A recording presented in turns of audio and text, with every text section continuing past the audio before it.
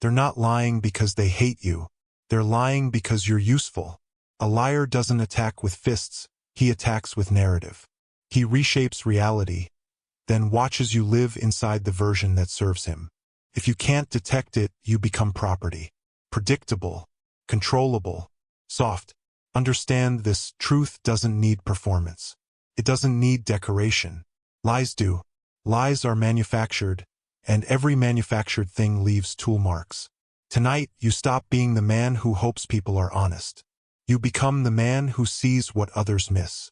The man who reads faces, timing, pressure, silence. The man who doesn't argue, he calculates. Niccolò Machiavelli understood it. Most men are not loyal to truth. They're loyal to advantage. So you will learn the signs. And once you see them, you cannot be played again. The first sign is the performance. Listen carefully. The first sign someone is lying is not the words. It's the performance wrapped around them. Truth is efficient. It enters the room owning nothing. A lie arrives overdressed, smiling too hard, explaining too early, acting honest as if honesty were a costume. Watch how they sell. A liar doesn't communicate, he advertises. He adds emotional lighting to the story because he needs you to feel before you think. He may hold eye contact too intensely, like a preacher, or avoid it completely, like a thief. He adds moral decorations. I swear. Believe me. He knows the core is weak, so he reinforces it with cheap steel. The lie needs scaffolding. Truth stands on its own structure. Notice the unnatural calm when you ask a sharp question, as if the scene was rehearsed, or the sudden warmth, the friendly laugh, the brotherly tone, that appears only when you approach something sensitive. That's not connection. That's anesthesia. The liar is trying to numb your suspicion. And the most dangerous performers aren't nervous. They're confident. They know most men judge reality by tone, not facts. So they shape tone. They control the room. Niccolò Machiavelli would call it appearance over essence. Modern psychology calls it impression management. Call it a test. When someone performs honesty, don't reward it. Don't argue. Don't accuse. Go still. Let silence tighten the mask. The more they act, the more they reveal what they're hiding. The second sign is timing. Truth is simple, so it arrives on time. Lies are constructed, so they arrive late. Watch the delay. Watch the stall. When you ask a direct question and they pause a second too long, that pause isn't reflection, it's construction. A liar isn't searching memory. He's designing a version of reality that won't collapse under pressure. He buys time with filler words, small jokes, sudden clarifications, or a question answered with another question. He pulls you away from the point because the point is dangerous. Timing shows up everywhere. Messages that arrive exactly when they need something. Apologies that appear only after consequences. Truth that surfaces only when you already know it. That's not honesty. That's damage control. People grounded in truth answer quickly because they don't fear precision. People rooted in deception need distance because distance hides seams. So you become surgical. You don't chase, you compress time. You ask again. Smaller, sharper, with fewer exits. Repeat the same question later when they're relaxed, when they don't expect pressure. Liars struggle to replicate timing. Their story changes pace depending on the threat level. They answer instantly when it benefits them and need time when it exposes them. The moment you see that inconsistency, stop negotiating with their words. Study their rhythm. Rhythm is harder to fake than content. Niccolò Machiavelli knew men manipulate with delay. Promise later, pay never. Psychology knows the mind fills gaps with hope, and hope creates obedience. So you remove the gaps. Set deadlines. Demand clarity. If the truth is real, it survives speed. If it's a lie, speed cracks it. And when someone says, "Why are you rushing me?" Understand what they mean. Give me time to build something you'll believe. Don't give it. Give them a calm stare and a clean second chance. If they can't answer directly, you already have your answer. The third sign is the over-explanation trap. When you ask a simple question and receive a lecture, your instincts should activate. Truth is clean, it fits the container. A lie overfills it on purpose. They know the brain confuses detail with credibility, so they flood you with rooms you never asked to enter. You ask, "Did you do it?" They respond with background stories, side characters, timelines, moral speeches, even a weather report. That's not clarity. That's distraction. Over-explanation is strategy. Keep you listening until you forget the original question. It's mental redirection. They don't want to face the blade, so they wrap it in velvet and hope you stop noticing the edge. What they're really doing is managing your emotions. If they can make you feel sympathy, confusion, or fatigue, they can make you accept almost anything. This is why liars reveal small, harmless details. They confess minor truths so you'll trust the major ones. They volunteer information you didn't request so you'll feel rude pushing further. Niccolò Machiavelli would describe it as controlling the appearance of sincerity. Psychology calls it cognitive overload. Overwhelm the listener until critical thinking weakens. Your response is simple and firm. Compress. Cut the story to the core. Repeat the question in fewer words. Maintain eye contact and let silence apply pressure. Don't debate the extra details. Ignore them. If they were innocent, they would answer the center, not orbit around it. Here's the move that protects you. Don't reward performance, reward precision. One clear answer, then move on. If they keep circling, you already understand why. The fourth sign is missing details. Liars speak in fog. They avoid anchors because anchors can be checked. They use soft, flexible words that slide. Probably, maybe, I guess something like that. When you ask for specifics, names, dates, amounts, locations, they become offended, tired, or moral. They say you're overthinking. That reaction is the signal. Precision threatens them.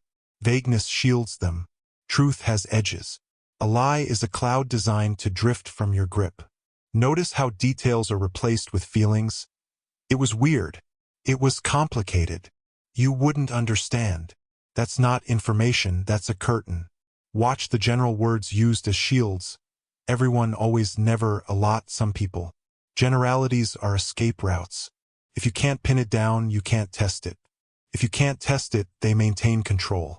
Niccolò Machiavelli might call this appearing without being. Psychology calls it ambiguity manipulation. Keep the target unsure. Keep the target compliant. Your move is not anger. It's precision. Narrow the room. Shrink the story until it cannot hide. One question. One fact. And if they continue dodging, don't fill the silence. Silence creates pressure.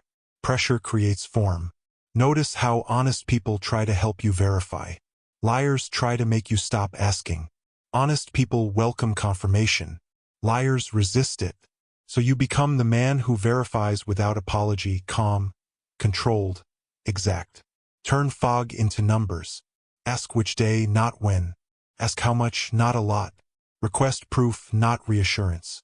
The fifth sign is the microleak. The body reveals what the mouth tries to conceal. Not in exaggerated gestures, but in small mismatches. In the split second when the face reacts before the story aligns. You watch for conflict. The head nodding while the words deny. The smile arriving late. Warmth switching on abruptly. Shoulders tightening when the answer should be easy. A truthful person moves as one unit.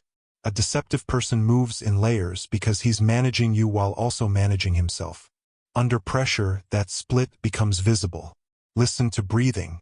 A lie can shift rhythm not because of theory but because mental strain has cost.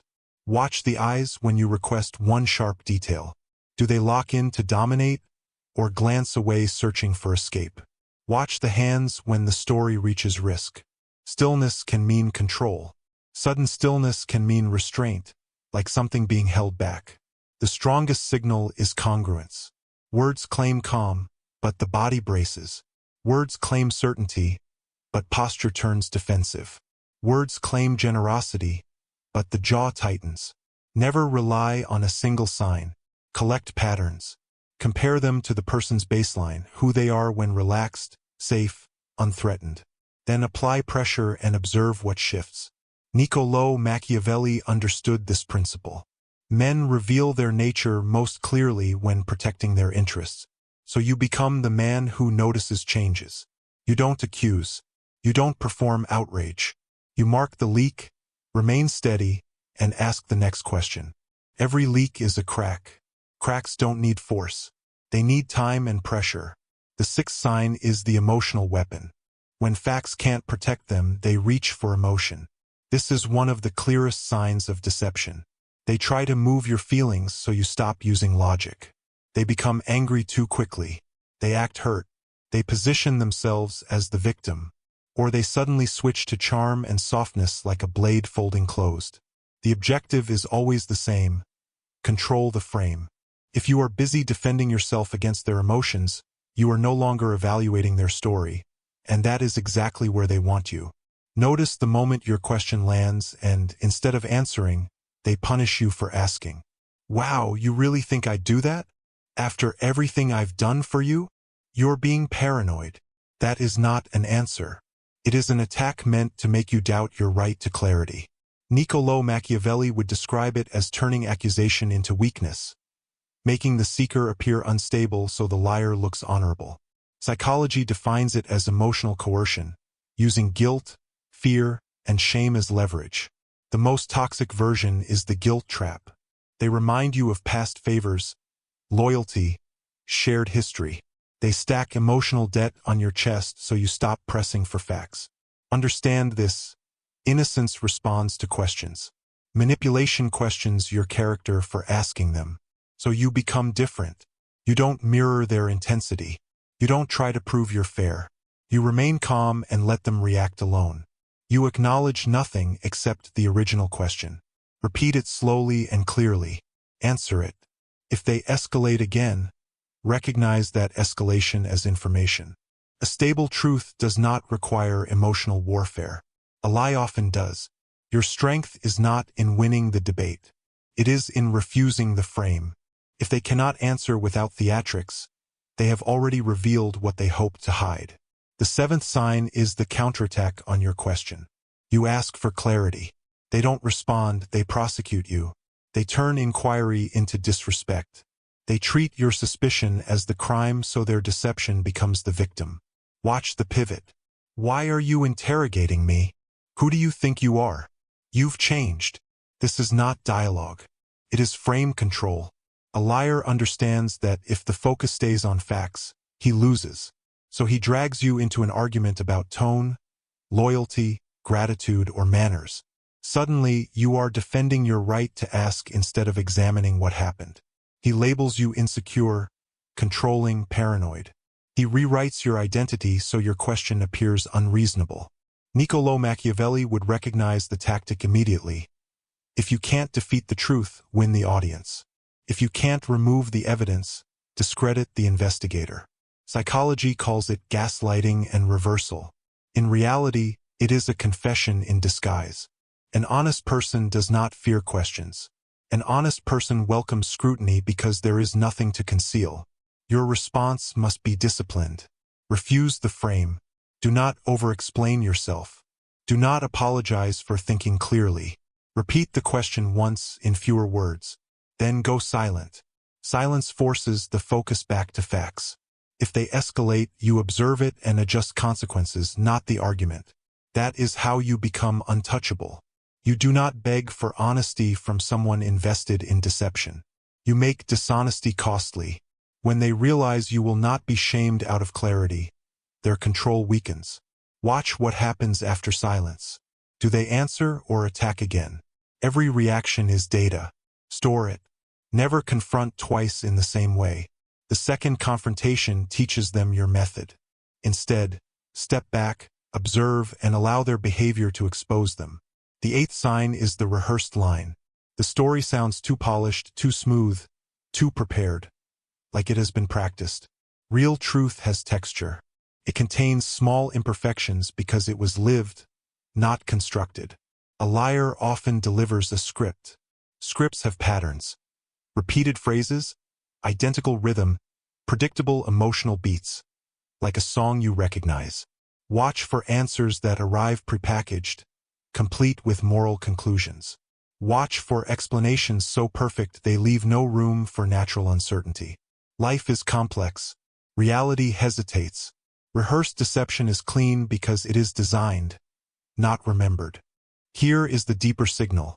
When you interrupt or change the order of questions, the rehearsed person falters. They struggle to adapt because they are not recalling events. They are following a sequence. Step off the path and they freeze, repeat themselves, or become irritated. That irritation signals discomfort. You remove them from the script where they felt secure. Niccolò Machiavelli would call it staged virtue, performing credibility to gain advantage. Psychology describes it as impression control through narrative consistency. But consistency alone is not proof of truth. Consistency can be trained. The method is simple. Break the rhythm. Ask for the middle before the beginning. Request one minor detail that should be effortless if genuine. Ask the same question later in a different tone when pressure is low. A truthful person remains steady. A rehearsed liar remains steady only within the script. Outside it, he begins adjusting, adding, correcting, not clarifying but repairing the damage. You don't accuse. You don't react emotionally. You become observant and clinical. Let them speak. Rehearsed stories expand under scrutiny, and expansion creates contradictions. Your task is not to win the exchange. Your task is to detect the pattern. Once you see it, you stop trusting the performance and start trusting the disruptions. The ninth sign is the third-party shield. When someone cannot stand behind their own claim, they hide behind others. They said, "People are saying, everyone knows.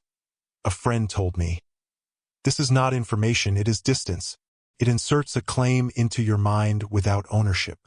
If you challenge it, they retreat. "I'm just repeating what I heard."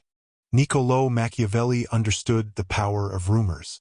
A whisper can achieve what force cannot because it influences you while making the choice feel like your own. Psychology calls it social proof manipulation, using an invisible crowd to pressure belief. The third-party shield also damages reputations without fingerprints. They spread doubt, plant suspicion, and remain untouched. Notice how they speak about others. It reveals how they will speak about you. If they constantly cite unnamed sources, it is not insight, it is strategy. Your response is precise. Ask who exactly. Ask for the name, the date, the context. If they cannot provide it, treat it as noise. If they refuse, treat it as intention. Refusing to identify a source is choosing ambiguity, and ambiguity is where manipulation survives. If they say it doesn't matter who, understand that it matters to them because they need the claim to stay untraceable. The disciplined man does not act on untraceable statements. He does not respond to invisible crowds. He verifies or discards. Calmness dissolves rumors faster than outrage ever will. The moment you stop reacting to anonymous influence, you become difficult to control, and that is what the liar fears. The 10th sign is selective memory, strategic amnesia. They remember what benefits them and forget what exposes them. Your mistakes are recalled in detail, while their own commitments become unclear. They can quote a compliment from months ago but cannot recall the promise they made last week. That is not simple forgetfulness. It is protection. A liar edits the past like a lawyer edits a contract. They keep what gives leverage and remove what creates accountability. Niccolò Machiavelli recognized this instinct. People reshape history to preserve power in the present. Psychology calls it motivated forgetting, memory serving ego rather than reality. You will notice it subtly at first. The story shifts each time it is told. Dates move. Order changes. Details that suggest guilt blur. Details that suggest virtue sharpen. When you present a contradiction, they don't correct it directly. They negotiate it. "That's not what I meant. You misunderstood. I said something like that." This is not clarification, it is revision. Your response is structured. Do not argue emotions. Anchor to commitments. Repeat their exact words when possible. Keep records, not from paranoia, but from seriousness. The disciplined man documents reality. He does not depend on someone else's convenient memory. Here is the quiet test. Ask them to repeat the story later casually. A truthful person remains consistent without effort. A liar avoids the subject, becomes irritated, or subtly changes the version again. You do not celebrate. You do not confront emotionally. You adjust trust. You reduce access. You establish boundaries that do not require their approval. The objective is not confession. The objective is control of your life. Once you see selective memory as a tactic, it stops injuring you. The final sign determines whether you remain vulnerable or become untouchable. They test how costly lying is with you. They observe what you tolerate, how quickly you forgive, how strongly you seek closure, how easily guilt bends you. Most men are not manipulated by intelligence. They are manipulated by hunger. Hunger to be liked. Hunger to appear fair. Hunger to maintain peace. A liar feeds on that need. So you change the rules. Stop chasing confession. Stop asking for clarity from someone who benefits from confusion. Collect patterns like evidence. Stay calm, controlled, precise. Ask one question, then observe behavior. Verify quietly. Set consequences without announcements. Access is a privilege, not a right. If someone performs, delays, overwhelms you with words, hides specifics, leaks under pressure, weaponizes emotion, attacks your questions, follows a script, hides behind others, and rewrites memory, you do not need their admission. You already have the answer. The disciplined man does not need to win arguments. He simply adjusts his actions. He becomes harder to deceive because he is harder to rush, harder to shame, harder to manipulate emotionally. Now anchor this lesson into your identity. In the comments, write this exact phrase: I move in silence. I verify. I dominate. Let it signal that you are no longer easy to control. If this shifted your perspective, like the video, subscribe, and turn on notifications. The next lesson will sharpen your awareness even further and strengthen your ability to remain unaffected by manipulation.